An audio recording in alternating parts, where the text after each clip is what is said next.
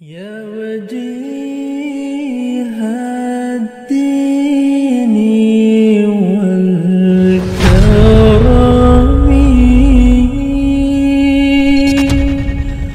وحليف جس رات کا ذکر اللہ قرآن میں کرے، جس ملاقات کا ذکر اللہ قرآن میں کرے، اس رات کی شان و عظمت کے لیے کسی ملا کے فتوے کی ضرورت نہیں ہے۔ رب اور اس کے محبوب صلی اللہ علیہ وآلہ وسلم کی محبت کے لیے اپنے دل کے مفتی سے فتویٰ لیں۔ اگر دل میں عشق رسول صلی اللہ علیہ وآلہ وسلم کی ذرا سی بھی چنگاری ہوگی تو دل کہے گا اس ایک رات تو کیا، ہر رات اس ملاقات کو یاد کر کے اللہ کی عبادت کی جائے، ہر رات امام الانبیاء پر درود و سلام پڑھا جائے۔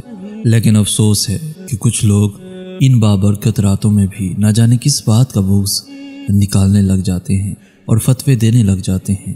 جی اس رات کا کوئی پتہ ہی نہیں، اس کو فلاں نے منایا نہیں، عبادت کرنے کا کوئی ثبوت نہیں ہے، اور حد کرتے ہیں کہ نبی کی شان بیان کرنے کی بجائے کم کرنے پر تلے ہوئے ہوتے ہیں کہ نبی صلی اللہ علیہ وآلہ وسلم کی ملاقات نہیں ہوئی، دیدار نہیں ہوا، نبی صلی اللہ علیہ وآلہ وسلم کو یہ نہیں ملا، نبی پاک صلی اللہ علیہ وآلہ وسلم کو کوئی اختیار نہیں ہے۔ یہ کیسی مسلمانی ہے، یہ کیسی محبت ہے؟ ذکر اللہ اور نبی کی نعمتوں سے روکنا، ہائے افسوس، کیا کیا بہانے ہیں امت کو پھسلانے کے، ہائے افسوس، ہائے افسوس۔ میرے حبیب اس کائنات کی گھڑی میں زندگی کی مانند ہے۔ معراج کی شب جب زندگی وقت کی گھڑی سے نکل معراج کو گئی تو وقت کی کیا مجال تھی کہ آگے چل جاتا۔ دنیا اسے کچھ بھی کہے، وقت کے سفر کی تھیوری کہے یا کچھ، بھلا وقت کبھی اپنی زندگی کے بغیر چلا ہے؟ معراج کی رات گواہ ہے کہ اگر عشق سچا ہو تو ہر تکلیف اور دکھ درد کے بعد آخر ایک دن محبوب کا دیدار ہی منزل ہے۔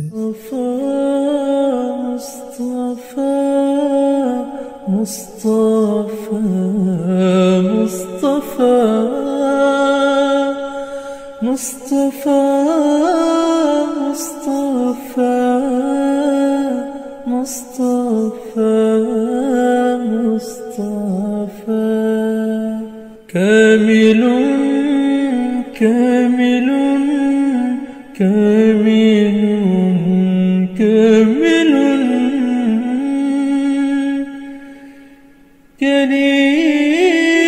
كريم كريم